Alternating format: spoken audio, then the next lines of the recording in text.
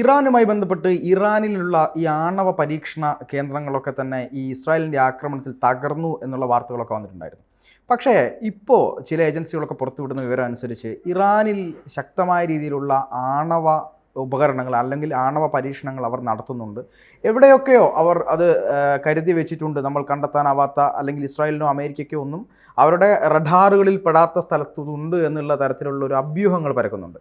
ഇതുമായി ബന്ധപ്പെട്ട് അഥവാ ഇതെങ്ങനെ പ്രയോഗിച്ചാൽ വലിയ അപകടമാണല്ലോ, വലിയ ആപത്താണല്ലോ വരിക. അപ്പോൾ ഇതുമായി ബന്ധപ്പെട്ട് അമേരിക്കയ്ക്കും അതുപോലെ തന്നെ ഇസ്രായേലിനുമൊക്കെ ഒരു ഭയം നിലനിൽക്കുന്നുണ്ടോ? അതായത് ഇപ്പം ഇറാനിൽ ആണവ പരീക്ഷണങ്ങൾ നടത്തുന്നുണ്ടോ എന്നത് സംബന്ധിച്ച് വലിയ തർക്കങ്ങളുണ്ടായിരുന്നു. നേരത്തെ തന്നെ ഇറാനെ എന്തായാലും ഇസ്രായേൽ ആക്രമിക്കുമെന്ന് വന്നപ്പോൾ അമേരിക്കൻ പ്രസിഡന്റായ ജോ ബൈഡൻ പറഞ്ഞു ഒരു കാരണവശാലും ഓയിൽ മേഖല അതുപോലെ തന്നെ ഈ ആണവ പരീക്ഷണ കേന്ദ്രങ്ങൾ ഇവിടേക്ക് അറ്റാക്ക് നടത്താൻ പാടില്ല.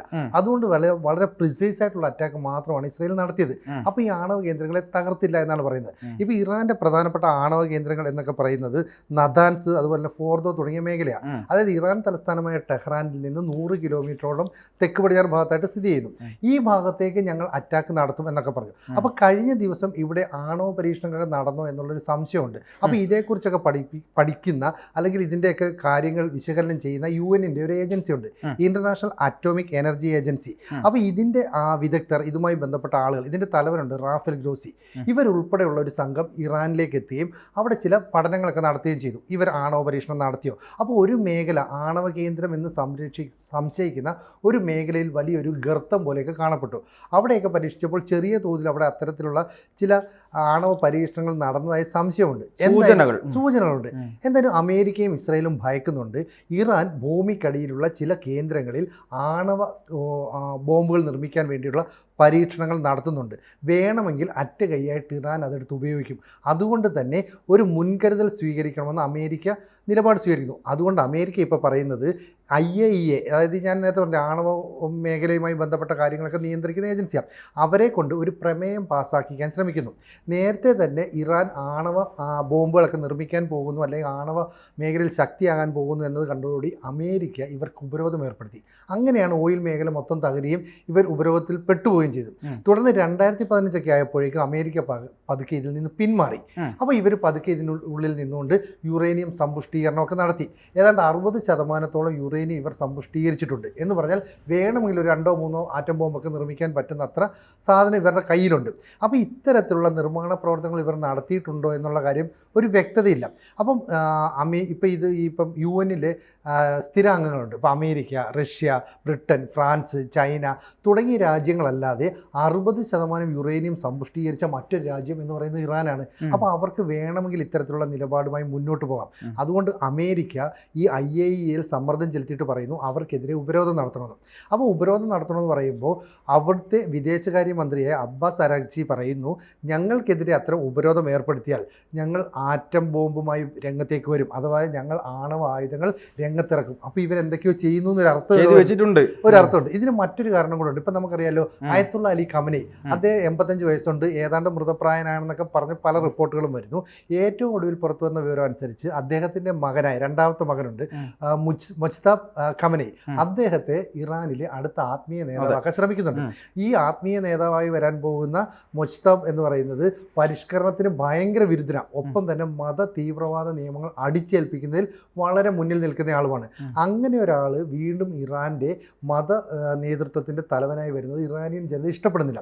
അപ്പോൾ ഇങ്ങനെ ഒരാൾ വരുന്നത് കൊണ്ട് തന്നെ ഇത്തരത്തിൽ ആണവ പദ്ധതിയുമായി ഇറാൻ മുന്നോട്ട് പോകുന്നു എന്നുള്ള ചില കൃത്യമായ സൂചനകൾ പറയുന്നു. അപ്പോൾ ഇസ്രായേൽ പറയുന്നു UN-ലെ സ്ഥിരാംഗങ്ങൾ ജർമ്മനി ഉൾപ്പെടെയുള്ള രാജ്യങ്ങളൊക്കെ പറഞ്ഞിട്ടുണ്ട് ഇറാൻ ഈ ആണവ പദ്ധതിയുമായി മുന്നോട്ട് പോകരുത്. അത് സംബന്ധിച്ചുള്ള കരാറൊക്കെ ഒപ്പിട്ടതാണ്.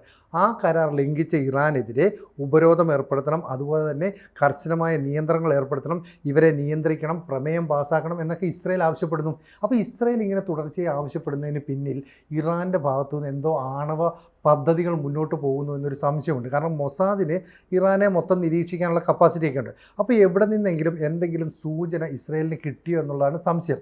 അപ്പോൾ ഇനി ഡൊണാൾഡ് ട്രംപ് അടുത്ത ഭരണാധികാരിയായിട്ട് വരുന്നുണ്ട്. അപ്പോൾ ഡൊണാൾഡ് ട്രംപ് വന്നാൽ ഇറാന് മേൽ കൂടുതൽ ഉപരോധങ്ങളും സമ്മർദ്ദങ്ങളും ഒക്കെ വരും. അതിനു മുമ്പായിട്ട് തങ്ങളുടെ കയ്യിലുള്ള യുറേനിയം ഉപയോഗിച്ച് ആണവായുധങ്ങൾ നിർമ്മിക്കുകയും തങ്ങളെ ഒരു അടിച്ചമർത്താനായിട്ട് ലോകം ശ്രമിക്കുകയും ചെയ്താൽ ഞങ്ങൾ ശക്തമായി തിരിച്ചടിക്കുമെന്നാണ് വീണ്ടും വീണ്ടും ഇറാൻ പറയുന്നത്. അതായത് ഈ അറബ് രാജ്യങ്ങളുടെ ഒരു തലവനായിട്ട് ഞങ്ങൾ ഉയർന്നു വരും. ഇത് പറയാൻ കാരണം ഈ അറബ് രാജ്യങ്ങളുടെ ഒരു സബ്മിറ്റ് ഏതാണ്ട് ഒരാഴ്ച മുമ്പ് റിയാദിൽ നടന്നിരുന്നു. അന്ന് പറഞ്ഞത് ഇസ്രായേൽ പിടിച്ചെടുത്ത കുറേ പ്രദേശങ്ങളുണ്ട്. ഇപ്പോൾ ഗസ, വെസ്റ്റ് ബാങ്ക്, അതുപോലെ തന്നെ ഗോലാൻ കുന്നുകൾ, ഇതൊക്കെ തന്നെ ഈ പലസ്തീന് വിട്ടുകൊടുക്കണം, എന്നിട്ട് അവിടെ സമാധാനം പുനഃസ്ഥാപിക്കണം. ഇസ്രായേൽ ഒരു കാരണവശാലും അതിന് വഴങ്ങില്ല. ഇത് അറിഞ്ഞുകൊണ്ട് തന്നെ ഈ അറബ് രാജ്യങ്ങൾ ഇങ്ങനെ ഒരു നിലപാടെടുത്താണോ എന്ന് സംശയമുണ്ട്. അപ്പോൾ ആ ഒരു നിലപാടിൽ അല്ലെങ്കിൽ ആ ഒരു വാശിയിൽ ഇറാൻ ഉറച്ചു നിന്നാൽ അത് പറ്റില്ല എന്ന് ഇസ്രായേലും പറയും, അമേരിക്കയും പറയും. അപ്പോൾ പറയും അങ്ങനെയാണെങ്കിൽ ഞങ്ങൾ ആണവായുധങ്ങൾ എടുത്ത് നിങ്ങൾക്ക് നേരെ പ്രയോഗിക്കുമെന്നാണ് പറയാനുള്ള ഒരു സാധ്യത. അപ്പം ഇറാനെതിരെ ലോകശക്തികൾ മുഴുവൻ എതിരെ വന്നു കഴിഞ്ഞാൽ ഞങ്ങളുടേതായ ശക്തി ഞങ്ങളുടേതായ രീതിയിൽ പ്രയോഗിക്കും. ഇതാണ് ഇറാൻ പറയുന്നത്. എന്ന് പറഞ്ഞാൽ ഇപ്പോൾ ഈ ഞാൻ പറഞ്ഞില്ല, റാഫേൽ ഗ്രോസി അവിടെയൊക്കെ പഠനം നടത്തി, അവിടെയൊക്കെ പരിശോധന നടത്തി, അവിടെ നിന്ന് കിട്ടിയ ചില സൂചനകൾ അനുസരിച്ച് പറയുന്നത് ഏതെങ്കിലും കാരണവശാൽ നിങ്ങൾ ഇസ്രയേലോ അമേരിക്കയോ ഇറാനെ ആക്രമിച്ചാൽ, അല്ലെങ്കിൽ ഈ ആണവ പരീക്ഷണമൊക്കെ നടത്തുന്ന ഭൂമിക്കടിയിലെ കേന്ദ്രങ്ങളെ ആക്രമിച്ചാൽ വലിയ തോതിലുള്ള എന്താ പറയുന്നത് റേഡിയോളജിക്കൽ പ്രോബ്ലം ഉണ്ടാകും. അതായത് റേഡിയോളജിക്കൽ പ്രത്യാഘാതങ്ങൾ. അപ്പോൾ അവിടെ ബോംബ് വീഴുന്നു, ഈ ആണവോർജ്ജത്തിൻ്റെ അല്ലെങ്കിൽ സമ്പുഷ്ട യുറേനിയത്തിൻ്റെ ഭാഗമൊക്കെ പുറത്തേക്ക് വമിച്ചാൽ അതും മനുഷ്യരാശിക്ക് വലിയ ബുദ്ധിമുട്ടുണ്ടാകും. മറ്റ് ലോകരാജ്യങ്ങൾക്കും ബുദ്ധിമുട്ടാകും. അപ്പോൾ അത്തരം കാര്യങ്ങളിലേക്ക് പോകരുതെന്നാണ് പറയുന്നത്. ഇതിനായിട്ട് നിരവധി ചർച്ചകൾ ഞങ്ങൾ നടത്തിയിട്ടുണ്ട്. അപ്പോൾ ഈ രാജ്യാന്തര തലത്തിൽ ഈ ചർച്ച നടത്തി ഈ പ്രശ്നത്തിനൊരു പരിഹാരം കാണണമെന്ന് ഇൻ്റർനാഷണൽ അറ്റോമിക് എനർജി ഏജൻസി പറയുന്നു. അപ്പോൾ അതിനെ തീരെ നിസ്സാരമായിട്ട് ഇവർ കാണുന്നില്ല. മാത്രവുമല്ല ഈ ഉപദേശങ്ങളൊക്കെ സ്വീകരിക്കണമെന്ന് ഇസ്രായേലിനോട് അവർ പറയുകയും ചെയ്തു. അപ്പോൾ അമേരിക്കയ്ക്കും അതുപോലെ തന്നെ ഇസ്രായേലിനും ഒരു സംശയം, ഇനി ഈ ഇറാൻ എന്ന് പറയുന്നത് പശ്ചിമേഷ്യയിലെ വലിയൊരു ശക്തിയാകാൻ വേണ്ടി തങ്ങളുടെ കയ്യിലുള്ള അവസാനത്തെ ആയുധം എടുത്ത് പ്രയോഗിക്കുമോ? അതുകൊണ്ട് ഇസ്രായേൽ വീണ്ടും അമേരിക്കയിൽ സമ്മർദ്ദം ചെലുത്തുന്നുണ്ട്. ഈ പ്രശ്നത്തിന് ശാശ്വതമായൊരു പരിഹാരം കാണണം. അപ്പോൾ ലോകരാജ്യങ്ങളുടെ എല്ലാം നിലപാട് ഇറാൻ ആണവ ശക്തിയാകാൻ അനുവദിക്കരുതെന്ന് പറഞ്ഞാൽ ഇന്ത്യക്ക് ഇഷ്ടമല്ല, അതുപോലെ തന്നെ അമേരിക്കയ്ക്ക് ഇഷ്ടമല്ല, ഇസ്രായേലിന് ഇഷ്ടമല്ല. ഇവരാരും തന്നെ ഒരു ആണവ ശക്തി കൂടി പുതിയതായി ഉണ്ടായി വരുന്നതിനോട് തീരെ താല്പര്യമില്ലാത്തതാണ്. അപ്പോൾ ഇസ്രായേലിൻ്റെ ഭാഗത്തുനിന്ന് അറ്റാക്ക് രൂക്ഷമായതോടുകൂടി ഈ യൂറോപ്യൻ രാജ്യങ്ങൾ ഉൾപ്പെടെ ഇവർക്ക് നേരെ ചില ഉപാധികൾ വെക്കുകയും ചില നിയന്ത്രണങ്ങൾ വെക്കുകയും ചെയ്തു. അതായത് ആണവ മേഖലയുമായി ബന്ധപ്പെട്ട ഒരു ചർച്ചയും ഇറാനുമായിട്ട് ഒരു രാജ്യവും നടത്തരുത്. മാത്രമല്ല IAEA പെരുമാറ്റം കർക്കശമായിരിക്കണമെന്നും പറയുന്നുണ്ട്. അപ്പോൾ ഇറാനിലെ വിദേശകാര്യമന്ത്രിയായ അബ്ബാസ് അഗ്രാച്ചി പറയുന്നത് ഇത്തരത്തിൽ ഞങ്ങൾക്കെതിരെയുള്ള നീക്കം വളരെ സൂക്ഷിച്ച് വേണം IAEA നടത്താൻ. പ്രൊഫഷണലായി കാര്യങ്ങളെ സമീപിക്കണം. അല്ലെങ്കിൽ യൂറോപ്യൻ രാജ്യങ്ങളോ അമേരിക്കയോ പറയുന്നതനുസരിച്ച് ഞങ്ങൾക്ക് മേൽ പ്രമേയം പാസ്സാക്കാൻ നിങ്ങൾ തീരുമാനിച്ചാൽ ഞങ്ങളുടെ തിരിച്ചടി എന്ന് പറയുന്നത് ഏത് രീതിയിലായിരിക്കും എന്ന് പറയാൻ പറ്റില്ല. അപ്പോൾ രാഷ്ട്രീയത്തിന് അതീതമായി അല്ലെങ്കിൽ രാജ്യങ്ങൾ തമ്മിലുള്ള ഉടമ്പടികൾക്ക് അതീതമായി ഞങ്ങൾ എന്തെങ്കിലും തരത്തിലുള്ള പ്രവർത്തനങ്ങളൊക്കെ ചെയ്തേക്കാം. കാരണം 2015 കരാർ അവസാനിച്ചതിന് ശേഷം ഞങ്ങൾ ഇവിടെ യുറേനിയം സമ്പുഷ്ടീകരിച്ചത് സൈനിക ആവശ്യങ്ങൾക്ക് വേണ്ടിയിട്ടല്ല, ആശുപത്രിയിലെ മെഡിസിനുമായി ബന്ധപ്പെട്ട മറ്റ് വേറെ സയൻസുമായി ബന്ധപ്പെട്ട പല കാര്യങ്ങൾക്കും ഇത് ഉപയോഗിക്കാം. ഞങ്ങൾ അത്തരം കാര്യങ്ങൾക്ക് വേണ്ടിയാണ് ഉപയോഗിക്കുന്നത്. അപ്പോൾ ഞങ്ങളെ എന്തിനാണ് ആറ്റം ബോംബ് ഉണ്ടാക്കാനാണ് അല്ലെങ്കിൽ ആണവായുധങ്ങൾ ഉണ്ടാക്കാനാണെന്ന രീതിയിൽ കുറ്റപ്പെടുത്തുന്നതെന്നുള്ള നിലപാടിലേക്കാണ് ഇറാൻ വീണ്ടും വീണ്ടും പറഞ്ഞുകൊണ്ടിരിക്കുന്നത്. എന്തായാലും ഈ സെപ്റ്റംബർ മാസത്തിൽ ഈ മുജ്തബ ഖമേനിയെ പുതിയ ഇറാൻ്റെ ഭരണാധികാരിയാക്കാൻ അല്ലെങ്കിൽ എന്താ പറയുക മത നേതൃത്വത്തിൻ്റെ തലവനാക്കാൻ 60 അംഗ കൗൺസിൽ ഏകകണ്ഠേന ഒരു തീരുമാനമെടുത്തിട്ടുണ്ട്. ഈ തീരുമാനം ചോർന്നു പോകാതിരിക്കാൻ വളരെയധികം ഇറാൻ ശ്രമിച്ചു. അതൊന്നും ചോർന്നില്ല. 2 ആഴ്ചയ്ക്ക് ശേഷമാണ് മാധ്യമങ്ങളിലൂടെ വിവരം പുറത്തു വന്നത്. ഇനി അയത്തുള്ള അലി ഖമേനി ജീവിച്ചിരിക്കുമ്പോൾ തന്നെ മുജ്തബ ഖമേനിയെ പുതിയ അയത്തുള്ളയായി നിയമിക്കാനാണ് നീക്കമെങ്കിൽ അതിനെതിരെ ശക്തമായ നിലപാടുണ്ടാകുമെന്ന് അമേരിക്കയും ഇസ്രയേലും ഏതാണ്ട് മുന്നറിയിപ്പ് നൽകിയിട്ടുണ്ട്. അപ്പോൾ ഇവർ ആക്രമണം നടത്തിയത് കൂടാതെ, അതായത് ഇസ്രയേൽ ആക്രമണം നടത്തിയപ്പോൾ ഒരു ആണവ കേന്ദ്രം തകർന്നു എന്നായിരുന്നു. ഇതുകൂടാതെ ഈ നദാൻസ്, ഫോർദോ എന്നീ മേഖലകൾ അവിടെയൊക്കെ ആണവ പരീക്ഷണം നടക്കുന്നുണ്ട്.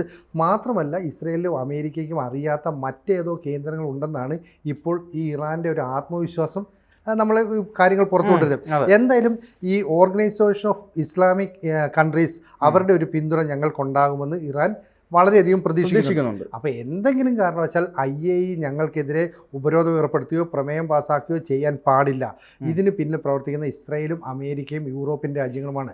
അവരുടെ സമ്മർദ്ദത്തിന് ഒരു കാരണവശാലും വഴങ്ങരുത്. പ്രൊഫഷണലായിട്ടാണ് കാര്യങ്ങൾ IAEA ചെയ്യുന്നതെങ്കിൽ ഞങ്ങൾ അതിനോട് സഹകരിക്കും. ഇനി അതല്ല എങ്കിൽ ഞങ്ങളുടെ നിലപാട് എങ്ങനെയായിരിക്കുമെന്ന് മുന്നോട്ട് പറഞ്ഞു തരാൻ പറ്റില്ല. അപ്പോൾ സമാധാനപരമായ ചർച്ചയിലൂടെ ആണവ പരിപാടികളിൽ ഒരു സമവായം ഉണ്ടാക്കുന്നതിനോട് ഞങ്ങൾ തയ്യാറാണ്. ഒരിക്കലും ഞങ്ങളുടെ ഈ കാര്യങ്ങളൊന്നും തന്നെ പുറത്തു പോയിട്ടില്ല. കാരണം ആണവ ആയുധങ്ങൾ ഉണ്ടാക്കുന്നു, അല്ലെ അതുമായി ബന്ധപ്പെട്ട വികിരണങ്ങളൊക്കെ പുറത്തു പോകുന്നു, അങ്ങനെ യാതൊരു സാധനവും ഉണ്ടായിട്ടില്ല. ആരുടെയെങ്കിലും സമ്മർദ്ദത്തിനോ ഭീഷണിക്കോ വഴങ്ങിക്കൊണ്ട് സമാധാനപരമായ ചർച്ചകൾ ഇറാനുമായി നടത്താൻ IAEA തയ്യാറായില്ലെങ്കിൽ ഞങ്ങൾ ശക്തമായ ചില നീക്കങ്ങൾ നടത്തും. ഈ നീക്കങ്ങൾ നടത്തുമെന്നുള്ളതിനെ നമുക്ക് തള്ളിക്കളയാൻ പറ്റില്ല. കാരണം ഈ മത തീവ്രവാദത്തെ വലുതായി പ്രോത്സാഹിപ്പിക്കുന്ന മുജ്തബ ഖമീനി പുതിയ ആയത്തുള്ളയായിട്ട് അവിടെ വരികയാണെങ്കിൽ ആ രാജ്യങ്ങൾക്ക് മേൽ വീണ്ടും കർശനമായ നിയന്ത്രണം വരുത്തുകയും ഹിജാബ് ഉൾപ്പെടെയുള്ള പ്രശ്നങ്ങളിൽ തീവ്രവാദ നിലപാടുകൾ അടിച്ചേൽപ്പിക്കുകയും ചെയ്താണ്. അപ്പോൾ അതുകൊണ്ടാണ് ബെഞ്ചമിൻ നെതന്യാഹു ഇസ്രായേൽ പ്രധാനമന്ത്രി നേരത്തെ പറഞ്ഞത്, നിങ്ങൾ ഇറാനിയൻ ജനത സ്വതന്ത്രരായിക്കോളൂ, ഞങ്ങൾ എല്ലാ പിന്തുണയും നൽകും, ഇനി ഒരു മത നേതാവിനും പിന്തുണ നിങ്ങൾ കൊടുക്കരുത്. ഇത് ഈ പറയുന്ന മുജ്തബ ഖമീനിയും അറിയുന്നുണ്ട്. അതുകൊണ്ട് കിട്ടുന്ന സമയത്തുകൂടി ഈ ആണവ പരീക്ഷണങ്ങളിലൂടെ അവർ എന്തെങ്കിലും ആയുധങ്ങളൊക്കെ വികസിപ്പിക്കാൻ ശ്രമിച്ചാൽ അത് ലോകത്തിന് ഭീഷണിയാകും, ഇസ്രായേലിനും അമേരിക്കയ്ക്കും വലിയ തിരിച്ചടിയാകും. നിലവിലെ 60% ഈ യുറേനിയം സമ്പുഷ്ടീകരണം പൂർത്തിയായിട്ടുണ്ടല്ലോ. അതുകൊണ്ട് ഇവർക്കൊരു 3 ആറ്റം ബോംബെങ്കിലും ഏറ്റവും കുറഞ്ഞത് നിർമ്മിക്കാൻ പറ്റും. അങ്ങനെ നിർമ്മിച്ച് വെച്ചിട്ടുണ്ടെങ്കിൽ ഇവരതടുത്ത് പ്രയോഗിക്കുമോ എന്ന് ഇസ്രായേലിനും അമേരിക്കയ്ക്കും ആശങ്കയുണ്ട്. എന്തായാലും അത് ഈ രാജ്യങ്ങൾ മാത്രമല്ല ലോകത്തിന് തന്നെ വലിയ ഭീഷണിയാണ് അല്ലേ? ഉറപ്പല്ലേ? കാരണം ആണവായുധങ്ങൾ ഉപയോഗിക്കുക എന്തായാലും ഒരു ലോകത്തിന് നല്ലതല്ല. അപ്പം ഇറാൻ എന്ന് പറയുന്ന രാജ്യം തന്നെ ഭൂമുഖത്തു നിന്നും തുടച്ചു മാറ്റപ്പെടുന്ന രീതിയിലുള്ള അറ്റാക്ക് ഇസ്രായേലിൻ്റെ ഭാഗത്തുനിന്നും അമേരിക്കയുടെ ഭാഗത്തുനിന്നും ഉണ്ടായാൽ നിവൃത്തിയില്ലാതെ അവരെടുത്ത് ഉപയോഗിക്കും. എന്തായാലും IAEAയുടെ നിലപാട് വളരെ നിർണായകമാണ്. റാഫേൽ ഗ്രോസിയും അതുപോലെ തന്നെ അദ്ദേഹവുമായി ബന്ധപ്പെട്ട ആ ഏജൻസിയുമായി ബന്ധപ്പെട്ട് പ്രവർത്തിക്കുന്നവരൊക്കെ അവിടെ നിന്ന് കണ്ടെത്തിയത് ചില നിർണായക വിവരങ്ങളാണ്. ഒരു കാരണവശാലും ഇറാന് മേൽ ആവശ്യമില്ലാത്ത സമ്മർദ്ദങ്ങൾ വരുത്തരുത്, അങ്ങനെ ചെയ്താൽ അത് റേഡിയോളജിക്കൽ പ്രത്യാഘാതം ഉണ്ടാക്കുമെന്ന മുന്നറിയിപ്പ് നൽകി. ഇതിനെ വളരെ ഗൗരവത്തോടെയാണ് ലോകരാജ്യങ്ങൾ കാണുന്നത്. അതുകൊണ്ട് തന്നെ ഇസ്രയേലും അമേരിക്കയും വീണ്ടും അവർക്ക് സമ്മർദ്ദം ചെലുത്തുന്നുണ്ട്. IAEAക്ക് ഇവർക്ക് എതിരെ ഒരു പ്രമേയം പാസ്സാക്കണം. ഇവരുടെ ആണവ പരീക്ഷണങ്ങൾ നടത്തുന്നുണ്ടെങ്കിൽ അത് എന്നേക്കുമായി സ്റ്റോപ്പ് ചെയ്യണം. അപ്പം ഇസ്രായേലിൻ്റെ വിദേശകാര്യ മന്ത്രി ഉൾപ്പെടെ ഇപ്പോഴും ധൈര്യമായി ചില നിലപാടുകൾ എടുക്കണമെങ്കിൽ ഇറാൻ ലോകക്രമത്തെ മൊത്തം മാറ്റിമറിക്കാൻ കഴിയുന്ന രീതിയിൽ എന്തൊക്കെയോ കാര്യങ്ങൾ ആസൂത്രണം ചെയ്യുന്നു, പ്ലാൻ ചെയ്യുന്നു എന്നാണ് നമ്മൾ മനസ്സിലാക്കുന്നത്. കൂടുതൽ വാർത്തകളും വിശേഷങ്ങളും നിങ്ങളിലേക്ക് എത്താൻ ABC മലയാളം സബ്സ്ക്രൈബ് ചെയ്യുക, ബെൽ ബട്ടണും അമർത്തുക.